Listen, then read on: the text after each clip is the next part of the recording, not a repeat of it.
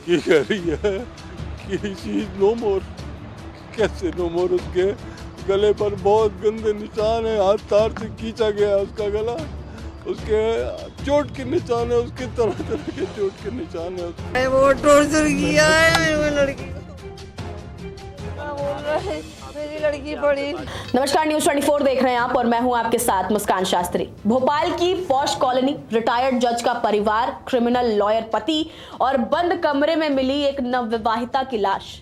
पहली नजर में यह मामला सिर्फ एक संदिग्ध मौत लग सकता था, लेकिन जैसे जैसे आखिरी फोन कॉल मां को सुनाई दी गई, सिसकियां, शरीर पर चोट के निशान और परिवार के आरोप सामने आए, ये कहानी एक ऐसे सवाल में बदल गई जिसने पूरे सिस्टम को कटघरे में लाकर खड़ा कर दिया है। ट्विशा शर्मा, जिसने प्यार, भरोसे और एक नए सपनों के साथ अपना घर छोड़ा था, अब उसी शादीशुदा जिंदगी के अंदर रहस्यमयी मौत का चेहरा बन चुकी है। परिवार का आरोप है कि उसे दहेज, मानसिक प्रताड़ना और लगातार अपमान के बीच धीरे धीरे तोड़ा गया। इतना तोड़ा गया कि उसकी जिंदगी खत्म हो गई। लेकिन सबसे बड़ा सवाल यह है कि क्या यह आत्महत्या थी या फिर एक सोची समझी साजिश? क्योंकि जिस परिवार पर आरोप लगे हैं वो कोई आम परिवार नहीं, बल्कि कानून और न्याय व्यवस्था से जुड़ा हुआ परिवार है। रिटायर्ड जिला जज, सास, वकील, पति और अब उन्हीं पर दहेज मृत्यु का केस दर्ज हो चुका है। लेकिन गिरफ्तारी से पहले मिली अग्रिम जमानत ने इस मामले को और ज्यादा संवेदनशील बना दिया है। आखिर उस रात कमरे के अंदर क्या हुआ था? क्यों मौत से कुछ मिनट पहले ट्विशा ने अपनी मां को फोन कर मदद की गुहार लगाई थी? और अगर वो नोएडा लौटने वाली थी तो फिर अगले ही पल उसकी मौत की खबर कैसे आ गई? आइए आपको पूरा मामला बताते हैं। इस पूरे मामले की वो कहानी जिसने भोपाल से लेकर नोएडा तक हर किसी को झकझोर कर रख दिया है। दरअसल ये पूरा मामला मध्य प्रदेश की राजधानी भोपाल के कटरा हिल्स इलाके का है। यहाँ रहने वाली 31 साल की ट्विशा शर्मा मूल रूप से नोएडा की रहने वाली थी। परिवार के मुताबिक ट्विशा की मुलाकात शादी.com और दूसरे ऑनलाइन प्लेटफॉर्म्स के जरिए भोपाल के वकील समर्थ सिंह से हुई थी। समर्थ सिंह एक क्रिमिनल लॉयर हैं और उनका परिवार लंबे समय से न्यायिक सेवा से जुड़ा रहा है। पिता रिटायर्ड जज, मां गिरिबाला सिंह भी न्यायिक सेवा से रिटायर हो चुकी हैं, उपभोक्ता फोरम की अध्यक्ष रह चुकी हैं। बाहर से देखने पर परिवार बेहद प्रतिष्ठित और प्रभावशाली दिखाई देता है। दोनों की शादी दिसंबर 2025 में हुई थी। शादी से पहले ट्विशा दिल्ली में नौकरी करती थी, लेकिन शादी के बाद उन्होंने अपना करियर छोड़कर भोपाल में नई जिंदगी शुरू की। लेकिन मायके पक्ष का आरोप है कि शादी के कुछ महीनों बाद ही हालात बदलने लगे। परिवार का कहना है कि ट्विशा को नौकरी छोड़ने के बाद नकारा कहकर ताने दिए जाते थे। कभी पैसे को लेकर विवाद, कभी घरेलू तनाव, तो कभी मानसिक प्रताड़ना। परिवार का आरोप है कि धीरे धीरे ट्विशा का आत्मविश्वास तोड़ा गया। उनके भाई मेजर हर्षित शर्मा, जो भारतीय सेना में तैनात हैं, उनका कहना है कि ट्विशा कई बार अपनी परेशानी बता चुकी थी।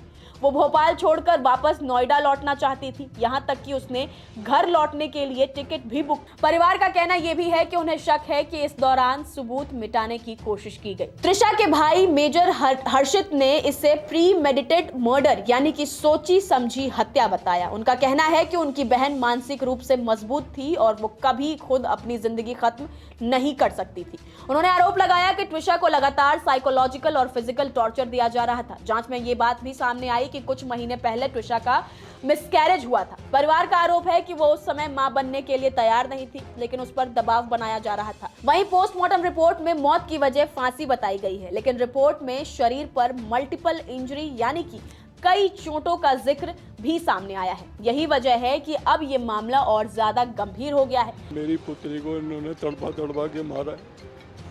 दहेज के लोभियों ने, हमने उसके नाम पर कुछ शेयर किए हुए थे, जो बार बार उसको तंग करके ये बोलता था कि ये शेयर मेरे नाम पर कर दें। इसका पति समर्थ सिंह, गिरिबाला सिंह जो इनकी हैं, बहुत जज हैं, इन्फ्लुएंसर हैं, उन्होंने बड़े तथ्य जुटाए, लड़की पर तरह तरह के इल्ज़ाम लगा करके इन्होंने उसको बहुत परेशान किया। इनको लगा कि हम तो बहुत बड़े वाले हैं, हम तो कुछ भी कर ले जाएंगे, और लड़की मार डाली इन्होंने हमारी। और इन्होंने बताया तक नहीं, हमने फ़ोन करा तब जा कर के पता लगा कि कह रही है कि शी इज़ नो मोर। कैसे नो मोर? उसके गले पर बहुत गंदे निशान है, हाथ तार से खींचा गया उसका गला, उसके चोट के निशान है, उसके तरह तरह के चोट के निशान है उसके। जैसे ही उनकी शादी हुई थी उनके कुछ दिनों बाद जैसे उनकी नौकरी छूट गई तो उन पे बहुत दबाव डाला जा रहा था कि तुम कुछ नहीं करते हो, तुम्हारा you are good for nothing और तुम अपने घर में बस बैठी रहती हो, तुम्हें कुछ करना नहीं है। उसके बाद जब उसको कल हमारे पास फ़ोन आया है, लास्ट कॉल पे उनके पीछे से आवाज़ आई है कमरे में एंटर होने की कि भाई वो कमरे में कोई एंटर हुआ है। उसके बाद उसका फ़ोन कट हो गया है। उसके बाद सीधे हमारे पास फ़ोन आया है कि उसकी सांस नहीं चल रही है।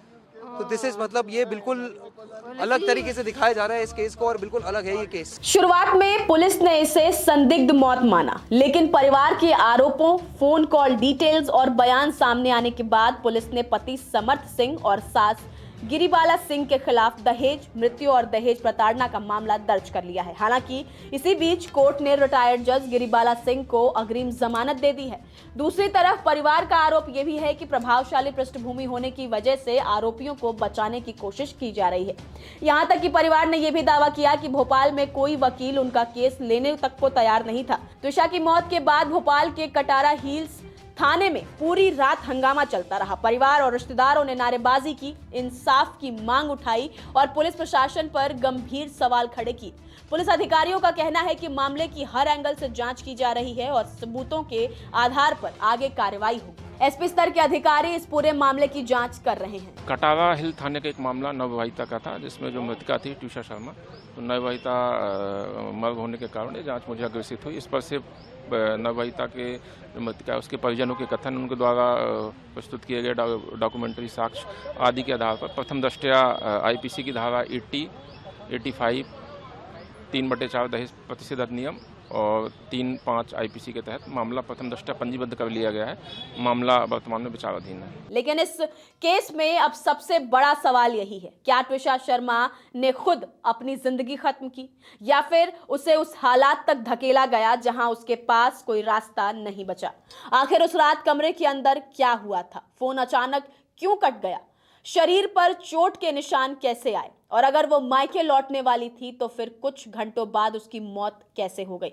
फिलहाल भोपाल से लेकर नोएडा तक एक परिवार इंसाफ की मांग कर रहा है। एक भाई अपनी बहन के लिए लड़ रहा है, एक मां अपनी बेटी की आखिरी आवाज को याद कर रो रही है और पूरा मामला अब अदालत, पुलिस जांच और कानून के घेरे में है। लेकिन इस कहानी ने एक बार फिर वही सवाल खड़ा कर दिया है, क्या हमारे समाज में शादी के बाद बेटियां सचमुच सुरक्षित हैं? और क्या प्रभावशाली परिवारों के खिलाफ इंसाफ उतनी ही तेजी से मिलता है जितनी तेजी से कानून किताबों में लिखा दिखाई देता है? आप इस पूरे मुद्दे पर क्या कुछ कहेंगे? अपनी राय हमें कमेंट कर जरूर बताएं। नमस्कार, मैं हूं मानक गुप्ता।